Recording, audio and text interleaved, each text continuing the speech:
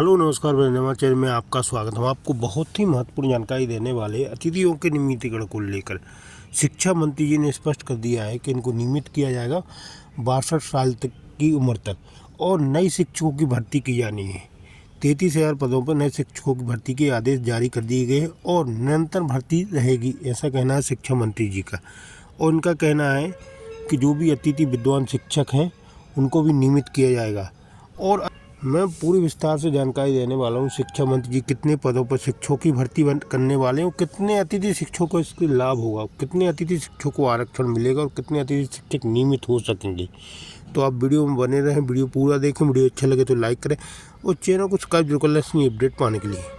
उच्च शिक्षा विभाग में सेवा दे रहे अतिथि विद्वानों के लिए मोहन सरकार ने बड़ा ऐलान किया है। लंबे समय से पढ़ा रहे अतिथि विद्वानों को बाहर नहीं किया जाएगा। उच्च शिक्षा मंत्री इंदर सिंह परमार ने 2 साल का रिपोर्ट कार्ड पेश करने के दौरान अतिथि शिक्षकों को यह भरोसा दिलाया है। देखिए यह खास रिपोर्ट। अतिथि विद्वानों को लेकर बड़ा बयान। उच्च शिक्षा मंत्री इंदर सिंह परमार का ऐलान। लंबे समय से पढ़ाने वाले अतिथि विद्वान नहीं होंगे बाहर। मोहन सरकार बना रही बड़ी योजना।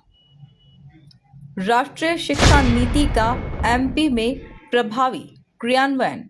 मोहन यादव सरकार के 2 साल पूरे होने पर मंत्रियों के रिपोर्ट कार्ड पेश करने का सिलसिला लगातार जारी है। इसी कड़ी में आज उच्च शिक्षा मंत्री इंदर सिंह परमार ने अपने विभाग के 2 साल की उपलब्धियां गिनाई और आने वाले 3 साल का विजन भी सामने रखा। इस दौरान मंत्री परमार ने अतिथि विद्वानों को लेकर बड़ा ऐलान किया है, जिसमें हजारों शिक्षकों को राहत मिलने वाली है। मंत्री परमार ने स्पष्ट किया है कि लंबे समय से पढ़ा रहे अतिथि विद्वानों को बाहर नहीं किया जाएगा। उच्च शिक्षा विभाग ने हरियाणा की नीतियों का गहन अध्ययन किया है और उसी आधार पर मध्य प्रदेश में बेहतर व्यवस्था लागू करने की तैयारी है। मैं चाहता हूं कि हमारे जितने भी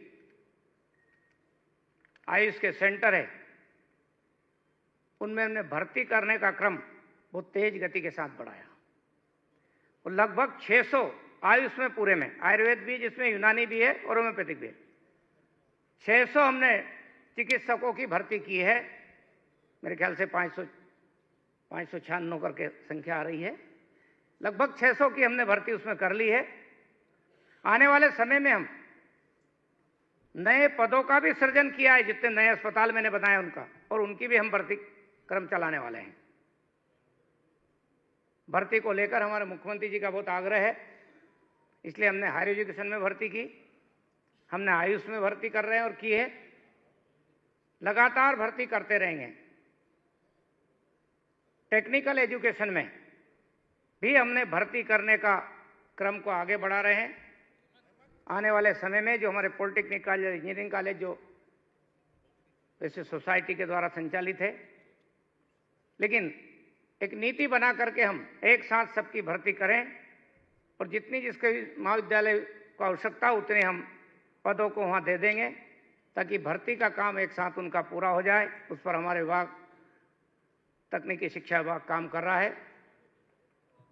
तो मैं केवल इतना ही कहूँगा कि हम हर जगह पर सबकी चिंता करते हुए, कर्मचारियों के भी कुछ इशू है उनका भी हम समाधान की ओर आगे बढ़े हैं। एक बात और सामान्यतः लोग पूछते हैं, जगह जगह जाते हैं, तो उसका भी मैं अपनी ओर से बताना चाहता हूं। मध्य प्रदेश ने नीतिगत रूप से जो हमारे अतिथि विद्वान हैं उनकी चिंता करने का निर्णय किया है। हरियाणा की जो पॉलिसी है उसका भी हमारा विभाग अध्ययन कर रहा है। बड़ी संख्या में हमारे पास ऐसे लोग हैं जो लंबे समय से पढ़ा रहे हैं, लेकिन वो पीएचडी नहीं है, सेट नहीं किया है, लेकिन लंबा समय हो गया, उनका अनुभव हो गया है। उनको भी हमने तय किया, उनको भी हम बाहर नहीं करेंगे। उनको हम किस प्रकार से नियम प्रक्रिया में वो करते हैं उस पर विभाग काम कर रहा है। आने वाले समय में उनके लिए अच्छा समाचार बनेगा। वहीं राष्ट्रीय शिक्षा नीति को लेकर भी मंत्री परमार ने बड़ा बयान दिया है। मंत्री इंदर सिंह परमार ने कहा कि राष्ट्रीय शिक्षा नीति का प्रभावी क्रियान्वयन टेक्निकल और हायर एजुकेशन दोनों क्षेत्रों में किया जा रहा है। यह नीति प्रधानमंत्री नरेंद्र मोदी के विकसित भारत के संकल्प को पूरा करने में शिक्षा के क्षेत्र में अहम भूमिका निभाएगी। राष्ट्रीय शिक्षा नीति 2020 का जो क्रियान्वयन है वो टेक्निकल और हायर एजुकेशन में बहुत तेज गति के साथ करते हुए देश के प्रधानमंत्री श्रीमान नरेंद्र मोदी जी के नेतृत्व में जो विकसित भारत का हमारा संकल्प है, यह हमारी राष्ट्रीय शिक्षा नीति उस संकल्प को पूरा करने में शिक्षा के क्षेत्र में अपने योगदान को सुनिश्चित करने जा रही है। 2-3 साल में जो GR है हमारा आज 28% से थोड़ा ऊपर है, लेकिन हम उसको 35% तक ले जाने के और काम करेंगे। एक प्रकार से पूरा शैक्षणिक परिसर माहौल अच्छा बने,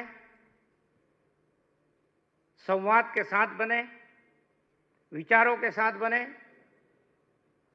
और भारत की जो ज्ञान परंपरा है वो हमारे विद्यार्थियों तक हम देते हुए अपने पूर्वजों के वैज्ञानिक दृष्टिकोण को और दुनिया में हमने जो योगदान दिया है, जब कभी हम भारत विश्वगुरु कहलाता था,